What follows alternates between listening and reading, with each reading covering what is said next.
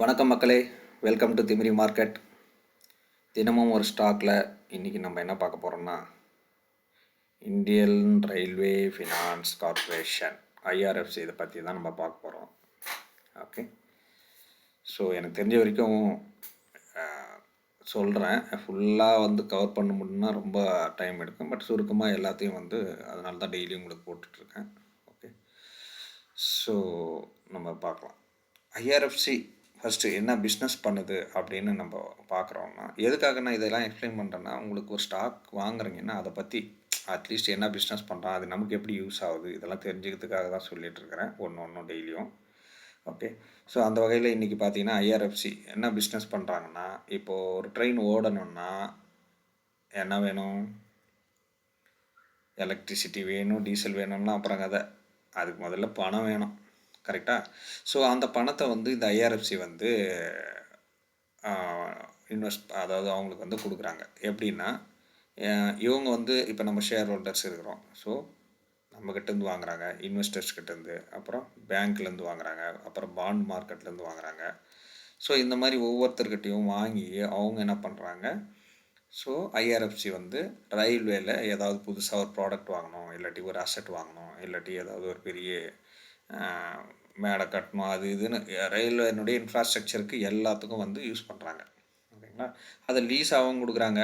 Okay, அதிலேருந்து அவங்களுக்கு வர இன்ட்ரெஸ்ட்டு தான் இந்த ஐஆர்எஃப்சிக்கு பணம். இது ஒரு பேங்க் மாதிரி தான், ஆனால் நமக்கு லோன் கொடுக்க மாட்டாங்க. ரயில்வே துறையில் இருக்கிறதுக்கு பேங்க் மாதிரி அவங்களுக்கு லோன் கொடுப்பாங்க. ஓகே, ஸோ இது பார்த்திங்கன்னா 25-26 லீஸ் இன்கம் மட்டும் பார்த்திங்கன்னா 17,726 கோடி வந்திருக்குது. ஓகே, ஸோ ரயில்வே இது எதுக்கு அதான் கூட தொடர்புடைய இப்போ பவர் டிரான்ஸ்மிஷனோ இல்லை மைனிங்கு இல்லை ஃபியூல் லாஜிஸ்டிக்கு டெலிகாம், ஸோ இந்த மாதிரி ரயில்வே சம்மந்தமான எல்லா விதமான செலவுக்கு, ஓகேங்களா? ஸோ ரயில்வேயில் வேலை செய்கிறவர் ஒரு டீ குடிக்கணுன்னா கூட அவங்க பணத்தை எடுத்து கொடுக்கணும் ரயில்வேலேருந்து. அதுக்கு ஐஆர்எஃப்சி கிட்ட கடன் வாங்கியிருந்தாங்கன்னா ஸோ அந்த ப்ராஜெக்ட்டுக்கெலாம் இவங்க தான் இன்ட்ரெஸ்ட்டு கொடுத்து வாங்குகிறாங்க. ஓகே, இது ஒரு கவர்மெண்ட் கம்பெனியாக இருக்கிறதால கொஞ்சம் சேஃப்னு சொல்லலாம். ஆனால் அதே சமயத்தில் கவர்மெண்ட்டில் இருக்கிற ஆளை பார்த்தீங்கன்னா அன்சேஃப்னு சொல்லலாம். ஓகே, அது ஆளுங்களை பொறுத்து இருக்குது. ஸோ ஓகே, நம்ம அடுத்தது ஐஆர்எஃப்சி ஏன் அதிகரிக்கலாம் அப்படின்னு சொல்லிட்டு நீங்கள் பார்த்தீங்கன்னா, இந்தியன் ரயில்வேல 2026-27 பட்ஜெட்டில் 2,02,00,000 lakhs crore capital expenditure allocation இருக்குது அப்படின்னு சொல்லியிருக்காங்க. அதனால் என்னென்னா, ரயில்வேல ஒரு நெட்வொர்க் எக்ஸ்பேன்ஸ் பண்ணணும், இல்லை ஒரு சேஃப்டி திங்ஸ்லாம் பண்ணணும், ட்ரெயினுக்குள்ளே எலக்ட்ரிசிட்டி ஒயர்ஸு இந்த மாதிரி பண்ணணும், இல்லை புதுசாக ஒரு மெட்ரோ ரெடி பண்ணணும், புதுசாக ஒரு புது ட்ரெயினை வாங்கணுன்னா அதுக்கு ரயில்வேல இன்வெஸ்ட்மெண்ட் பண்ணிங்கன்னா இன்க்ரீஸ் ஆச்சுன்னா ஃபினான்ஸில் ரெக்குயர்மெண்ட் அதிகமாகும், கரெக்டாக? ஸோ ரயில்வேக்கு இங்கே இப்போ பார்த்தீங்கன்னா ஃபஸ்ட் கிளாஸ் செகண்ட் கிளாஸ்லாம் போய் மெட்ரோ அதுக்கப்புறம் அது புல்லட் ட்ரெயினே விட்டாங்க இங்கேருந்து வேகமாக போகிற மாதிரி. ஆனால் ட்ராக் மட்டும் ஒரே ட்ராக் தான், அதனால் ஸ்டாப்பை குறைச்சா அது வேகமாக போகுது அப்படின்ற மாதிரி இருக்குது. ஓகே, பட் கம்பேர் தான் நார்மல் ட்ரெயின் வேகமாக போகுதுன்னு வச்சுக்கோம். அப்போது இது ஃபினான்ஷியல் ரெக்குயர்மெண்ட் அதிகமாகுது, அதனால் ஐஆர்எஃப்சிக்கு ஆப்பர்ச்சுனிட்டி அதிகமாகுது. அந்த மணியை யூஸ் பண்ணி அவங்க எக்ஸ்பேண்ட் பண்ணுவாங்க பிஸ்னஸை, இதனால் அதிகமாகலாம். அப்போ எதுக்கு? ரயில்வே துறையை சார்ந்த ப்ராஜெக்ட் வரணும் ஃபஸ்ட்டு, அப்போ தான் இவங்களுக்கும் வரும். ஐஆர்எஃப்சி இப்போ ரயில்வே ஃபினான்சிங்கை தாண்டி என்னென்ன பண்ணுதுன்னு பார்த்தீங்கன்னா, இப்போ மெட்ரோவில் பண்ணுது, ரினியூவல் எனர்ஜியில் இன்வெஸ்ட் பண்ணுறாங்க, அதுக்கப்புறம் power and transmission, logistic, so fertilisers, இப்போ கொஞ்சம் டைவர்சிஃபிகேஷன் பண்ணி கொஞ்சம் இன்ஃப்ராஸ்ட்ரக்சர் கவர்மெண்ட் ரிலேட்டடாக இருக்கிறதுல அப்படியே போட்டு அவங்க கொடுக்குறாங்க. இந்த ரெவென்யூ பார்த்திங்கன்னா இவங்களுக்கு பார்த்தீங்கன்னா 8,261 கோடி. It means 19% year on year increase ஆகுது. ஸோ ஐஆர்எஃப்சியினுடைய ஃபினான்ஷியல் 2026 படி ரெக்கார்டு ரெவென்யூ எவ்வளோ தெரியுமா? 27,284 கோடி. ஓகே, எல்லாம் நல்லா தான் இருக்குது. ஓகே, எதை சொல்லுவாங்களே, பில்டிங் ஸ்ட்ராங்கு பேஸ்மெண்ட் வீக்குன்ற மாதிரி கோடி கோடியாக சம்பாதிக்கிறீங்க. ஆனால் ஸ்டாக் ப்ரைஸை பார்த்தா தலைமையிலேருந்து இப்படியே வந்தவன் டொயின் டொயின் டொயின் டொயின் டொயின் டொயின் டொயின் டொயின்க்கு இருக்கான். அது பார்த்துருந்தீங்கன்னா தெரியும். பாருங்கள் எங்கே இருக்கான். ஸோ நீங்கள் என்ன சொல்கிறீங்க, கோடி கோடியாக சம்பாரிச்சோன்னு சொல்கிறோம். ஓகே, அதே 2026 தான் அவங்க சொன்ன அத்தனை ஆயிரம் கோடிக்கு சம்பாரிச்சோம் கீழே போயிருக்குது. ஓகே, ஸோ இதுதான் வந்து என்ன சொல்கிறது, பில்டிங்கு ஸ்ட்ராங்கு பேஸ்மெண்ட் வீக்குன்ற மாதிரி போயின்னு இருக்குது. பட் இது எல்லாமே பார்த்தீங்கன்னா இப்போதைக்கு என்ன சொல்கிறது, ஏதாவது புது ப்ராஜெக்ட்டு இல்லாட்டி கவர்மெண்ட் ஏதாவது பட்ஜெட்டில் அனௌன்ஸ் பண்ணாங்க, இல்லை இதை மேலே தூக்கணுன்னா கவர்மெண்ட் கையில் தான் இருக்குது. ஓகே, ஸோ அவங்க ஏதாவது புதுசாக சொன்னாங்கன்னா அதுக்கப்புறம் இதுலேருந்து ஃபினான்ஸ் தேவைப்படும். அப்போ வந்து இவங்க வந்து மேலே தூக்குவாங்க. ஓகேங்களா. ஸோ இது விழுந்தது அப்படின்னு பார்த்தீங்கன்னா எப்போத்துலேருந்து விழுந்தது, இப்போ பார்த்தீங்கன்னா எங்கே, ஓகே வீக்லியில் போவோம். அப்படி ஒன்றா கூட அட்லீஸ்ட் கொஞ்சமாவது பார்க்கலாம். ஓகே, எங்கே போச்சு, இங்கே பார்க்கலாம். ஓகே, ஸோ எத்தனை பர்சன்டேஜ் வாங்கினவன் என்ன நினைப்பான், என்னடா அப்படின்னு நினைக்க மாட்டான். 61% கீழே விழுந்துருக்குது. ஓகே, 61 62%, ஆக மொத்தம் 50%க்கு மேலே இப்படி விழுந்துருக்குது. ஸோ இங்கே யாராவது வாங்கியிருந்தான் 190 120, நம்ம கவர்மெண்ட் ஸ்டாக் தானே, ரயில்வே ஸ்டாக்கு சூப்பர் அப்படின்லாம் வாங்கிட முடியாது. ஓகே, ஸோ இதுதான் நிலவரம். ஓகே, ஸோ அடுத்தது வரும். இப்போ ரயில்வே இன்வெஸ்ட்மெண்ட்டு அதிகரித்தா எந்தெந்த கம்பெனிக்கெல்லாம் பெனிஃபிட் வரும் பார்த்தீங்கன்னா, RVNL, IRCON, RITES, BML, Titagarh.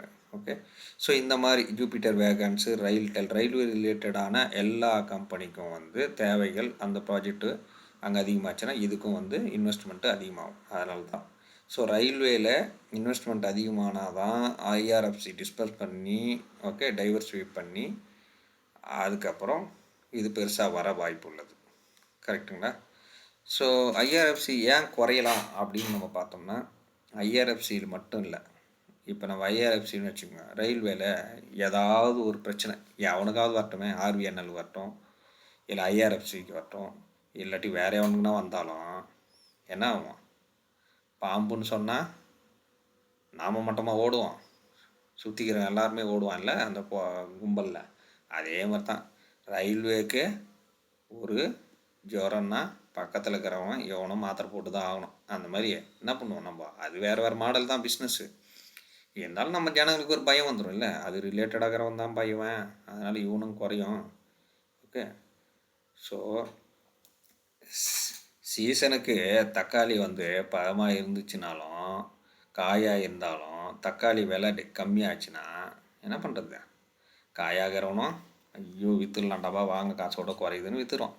நம்மளுக்கு காயாகுதே பதுக்கும், கொஞ்சம் நாள் வெயிட் பண்ணி 4 நாளில் ஏறும் ப்ரைஸு, அப்படிலாம் வைக்க முடியாதுல்ல. அந்த மாதிரி தான் இது வந்து ஒரு தொத்திக்கும்.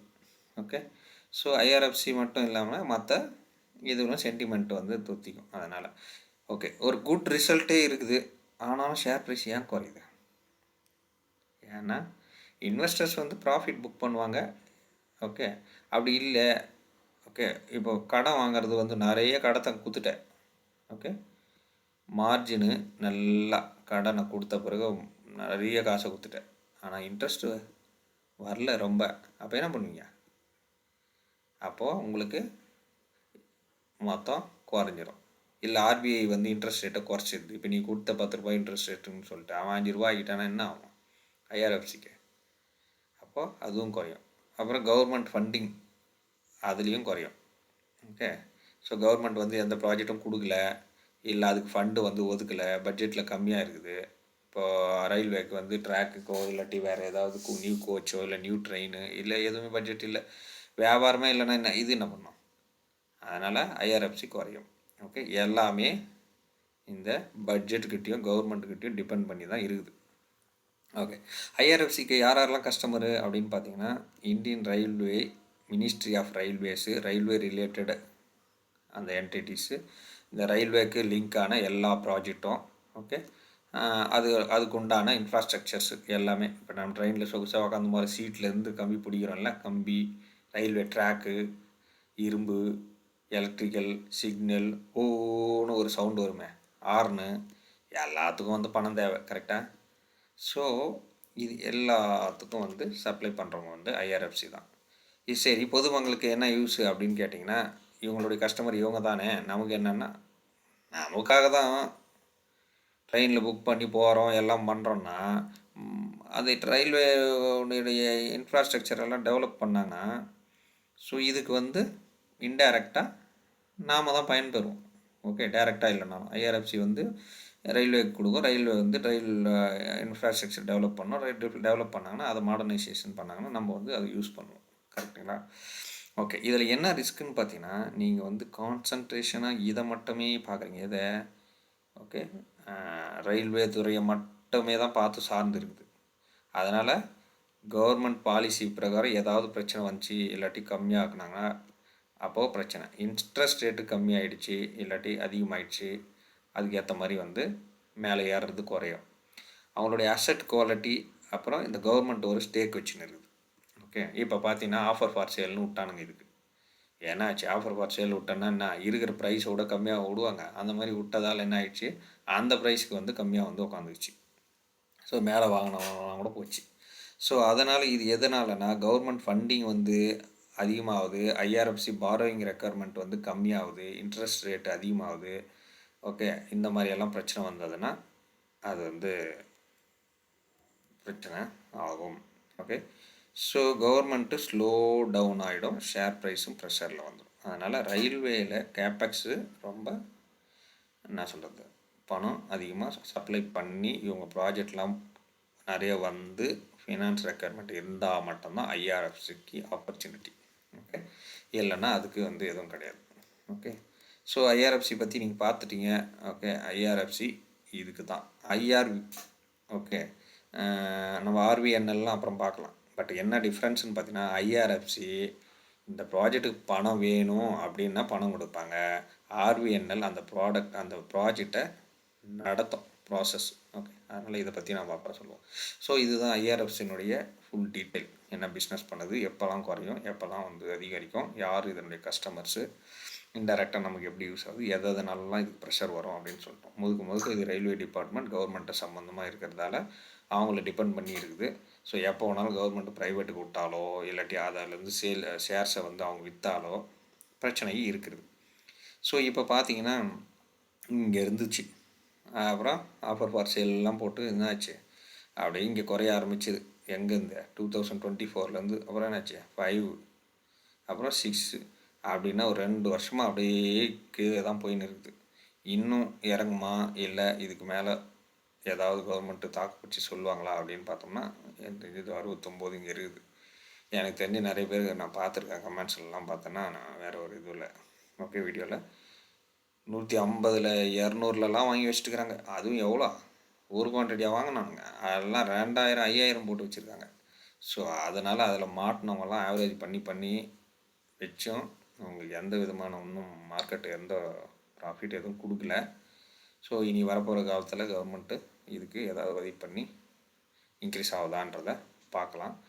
பட் இது பார்த்திங்கன்னா நல்ல ஒரு இதுதான். மார்க்கெட் கேப்லாம் பார்த்திங்கன்னா 1,12,000 கோடி இருக்குது.